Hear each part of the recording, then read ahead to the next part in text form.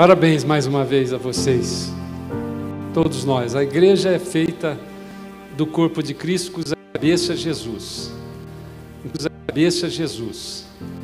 Então toda a honra e toda a glória a Ele. Ele tem capacitado a cada um de vocês. Eu tenho ficado impressionado, irmãos, ao longo dessa minha vida de pastor, que faz 21 anos, porque eu fui ungido pastor para a fundação da igreja. E essa igreja, ela tem uma visão, está escrito ali, e tem um propósito de formar líderes. Nós estamos num lugar, numa região geográfica que forma líderes, forma liderança para o Brasil, para o São Paulo, para essa cidade. E esse foi o propósito que Deus colocou no nosso acampamento de Deus. E eu fico impressionado, porque hoje perto de 50% dos membros dessa igreja participam em todos os ministérios e atividades. É impressionante como é complicado, é complexo manter uma igreja com essa estrutura que nós mantemos. Vocês não podem imaginar quanto tempo deu para preparar tudo isso. Particularmente meu genro e minha filha, que lideram o multimídia, nessa semana eles tiveram problemas comigo, porque essa iluminação aqui eu tenho fotofobia e a luz branca me faz mal instantaneamente. Isso deu um trabalho para eles. Eles estão há 4 dias praticamente sem dormir. Minha filha ontem era 2h30 da manhã, ainda estava preparando, e isso tudo com esses músicos, com essa dança, com esse trabalho todo, a introdução e essa decoração aqui. A Raquel com a Patrícia e a Ana fizeram aqui. Eu até perguntei, e a Kari, eu perguntei para a Patrícia: mas Patrícia, por que esses saquinhos aqui precisa ter café, precisa ter será que não, de longe não dá para ver? Ela falou: não, tudo tem que ser verdadeiro, né? Então, cuidado que esses pães aqui não é para comer, não, esses não são verdadeiros. O que eu quero dizer para vocês é que,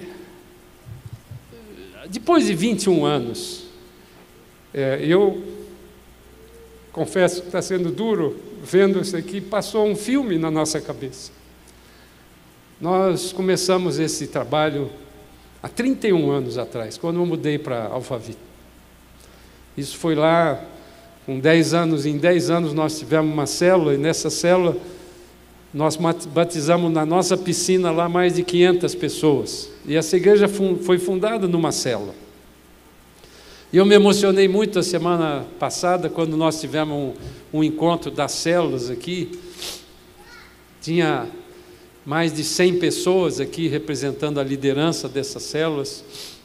E Deus foi falando comigo durante essa semana toda. Eu não quero fazer uma pregação, até porque eu quero reduzir o tempo, mas eu quero dar uma palavra profética, porque eu busquei no Senhor essa palavra profética. Então interprete isso como uma profecia vindo do céu para vocês. Quando você fala a palavra profética vindo da palavra, ela vem direto, ela não tem ruído, ela não tem a interpretação da alma do profeta que dá. Eu vou falar uma palavra profética vinda direto dentro do trono de Deus.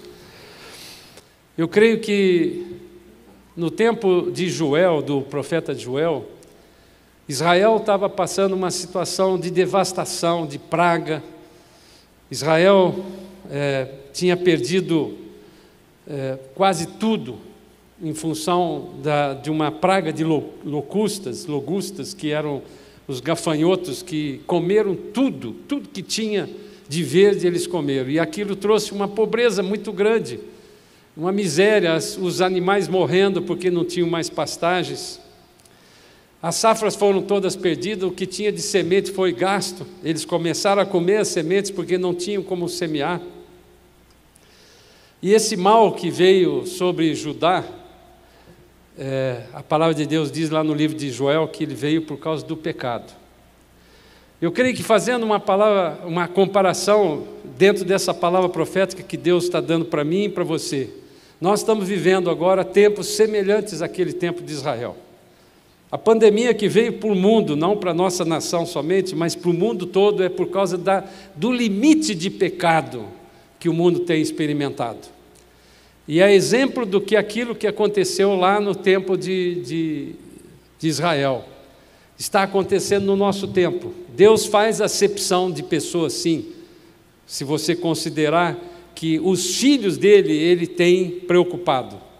Então, nós temos que entender que num momento de pandemia, num momento de juízo, como Deus tem colocado na vida de todo mundo, os filhos de Deus que se separam, que se santificam para o Senhor, esses vão ser cuidados pelo Senhor. Mas quando Deus começou a falar com o seu povo, como Ele está falando conosco hoje, Ele trouxe, a primeira palavra foi de arrependimento. Irmãos, o arrependimento é a base da salvação. Ninguém chega à salvação eterna se não for pelo arrependimento. É o primeiro passo que eu e você temos que dar. Mas depois que você recebe a Jesus Cristo como Senhor Salvador, depois que você declara com a sua boca, você crê com o seu coração que Jesus morreu por você e por mim na cruz, pagando aquela dívida impagável. Depois disso, você continua tendo que exercitar o arrependimento. Porque a nossa carne ainda é uma carne corrupta, que ela vai ser transformada no arrebatamento da igreja, que está muito próximo. E se você ainda não crê nisso, espero que você comece a estudar profundamente a palavra, porque os sinais são muito evidentes. Toda essa situação da pandemia é uma preparação para a grande tribulação. Tudo isso que está acontecendo no mundo, essa dicotomia que existe entre esquerda e direita, a ideologia, essas coisas que estão acontecendo em todo o tempo, em todo o mundo. Isso não é um privilégio do brasileiro, não. Em toda a Europa, nos Estados Unidos, tudo isso está acontecendo. Há uma liberação de alguns demônios que estavam reservados para esse final dos tempos. Mas isso é uma notícia muito ruim para o mundo, mas é uma notícia muito boa para nós, porque a nossa redenção está muito próxima. Amém? Então, quando Deus chamou o profeta Joel, ele falou de arrependimento. E lá no capítulo 2, versículo 16, ele disse assim: congregai o povo, santificai a congregação, ajuntai os anciãos, eu sou um deles, reuni os filhinhos e os que mamam, saia o noivo da sua recâmara e a noiva do seu aposento. Chorem os sacerdotes e os ministros do Senhor entre o pórtico e o altar e orem. Eu vou recitar essa oração aqui e depois eu quero que você comigo repita essa oração quando eu chamar pela segunda vez. Porque o que Deus me falou profeticamente é que se nós orarmos aqui, Ele vai fazer o que Ele fez com o tempo de Israel. E quando você orar, você creia que essa palavra não é uma palavra para aquela época, mas é uma palavra que Deus está prestando atenção naquilo que eu e você estamos fazendo. Domingo passado a pastora Raquel pregou uma mensagem: cuidado com o que você ora, porque Deus responde, irmãos. Então, creia, quando nós repetimos aqui, eu vou falar a primeira vez, depois você repita comigo: poupa o teu povo ao Senhor e não entregues a tua herança ao opróbrio. Opróbrio quer dizer desonra pública, vexame, vergonha, para que as nações não façam escárnio dele, ou seja, do povo, porque hão de dizer entre os povos: onde está o seu Deus? Exatamente isso que Deus quer que eu e você prestemos atenção, porque o testemunho da minha vida e da sua vida, no meio de uma pandemia, no meio de um problema tão grave como o mundo está existindo, e quando eles olharem para nós e falarem assim: o que eles têm de diferente, isso vai fazer com que eles queiram conhecer a Jesus, até por curiosidade. Deus é bom demais, irmãos. Deus é misericordioso e Ele quer que eu e você possamos experimentar a transformação que possamos experimentar uma liberdade completa de todo tipo de escravidão, seja qual for, de vício, de pecado, daquele pecado de estimação que muitas pessoas têm. Então eu quero agora repetir com você e comigo esta oração. Poupa o teu povo, Senhor, e não te entregues a tua herança ao opróbrio, para que as nações façam escárnio dele. Porque hão de dizer entre os povos: onde está o teu Deus?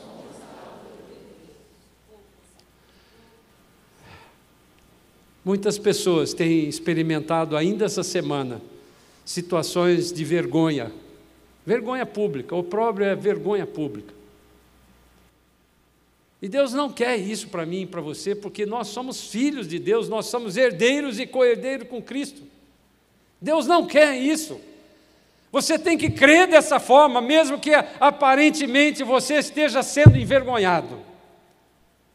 Mas o que Deus promete é o que está no versículo 18, no capítulo 2. Como resultado, Ele abençoa o povo quando ora desse jeito. E se você orou crendo nesta palavra, porque é uma palavra... Irmãos, eu aprendi outra coisa aqui, dicas que eu estou dando de um velho crente.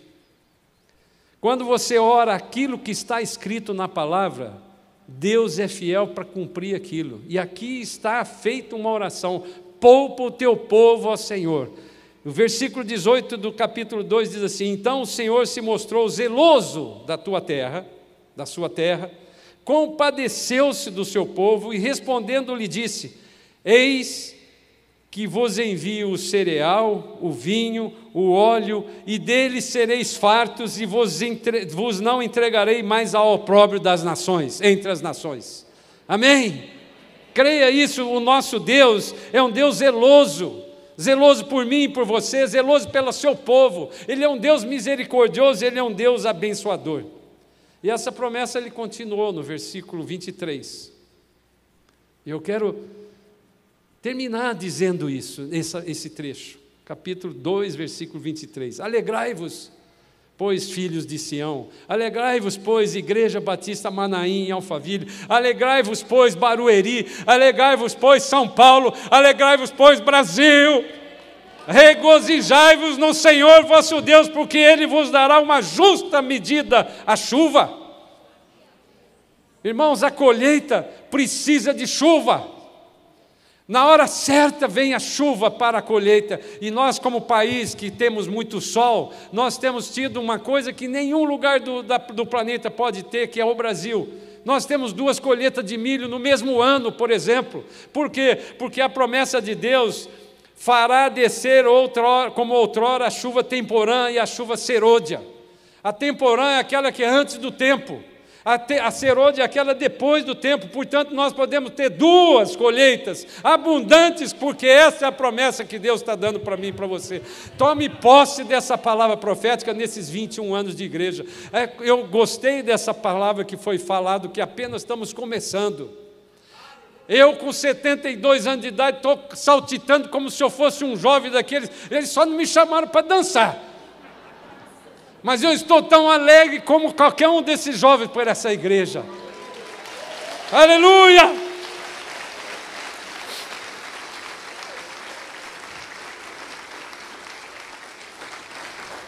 A nossa colheita é certa.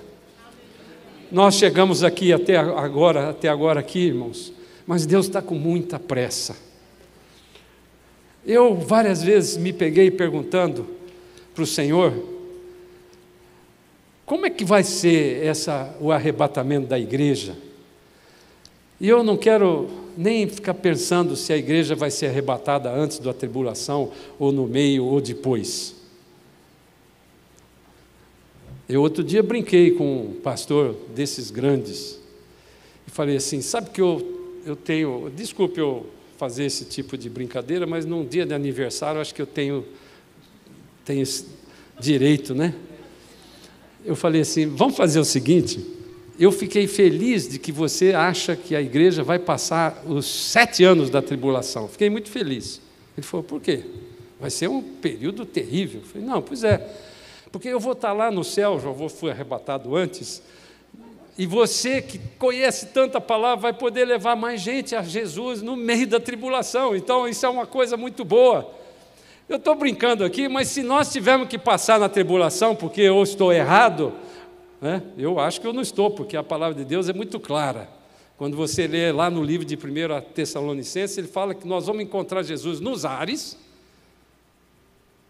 Então, na segunda parte, no capítulo 24 de Mateus, fala que ele vem, toda a terra o verá e ele vai pisar na terra. Então tem uma diferença entre o que está escrito em 1 Tessalonicenses e o que está escrito no capítulo 24, quando Jesus, perguntado pelos judeus que estavam do seu lado, disse o que ia acontecer no final dos tempos. Então tem um interregno aí, um período de 7 anos, que eu ou você, se tivermos que passar na tribulação, vamos estar firme no Senhor. Mas eu creio que nós não precisamos passar, até porque o corpo de Cristo, cuja cabeça é Jesus, não precisa passar num período de justificação na tribulação. Capítulo 3, no versículo... Eu não ia pregar isso, mas estou falando aqui porque o Espírito está me mandando. O capítulo 3, versículo 10, lá de Apocalipse, diz assim, que ele veio para a igreja da Filadélfia, que é a igreja que representa aquela igreja fraca, que por ser fraca dependia de Deus como nós, ajoelhava e dizia, eu sou fraco, eu preciso de você. Ele cria que esse vai ser livrado da hora da tribulação. E a palavra grega que foi usada ali é ex, e essa ex é da hora, ele vai ser retirado. E quando você lê o livro de 1 Tessalonicenses, que fala sobre o arrebatamento, ele usa uma palavra grega também. A grega é uma língua muito prolixa, eu sempre consigo, digo isso, rapardizo. Rapardizo é uma palavra que diz assim, arrancar com força. Mesmo que você fique querendo ficar aqui, se você é crente em Cristo Jesus e está santificado, está preparado para a volta dele, ele vai te arrancar com força, e Jesus quer o maior número possível nessa época. O amor de Deus é tão grande que quando o próprio profeta Joel, se você continuar lendo o livro dele, você vai ver que ele vai derramar o Espírito Santo de Deus sobre toda a terra.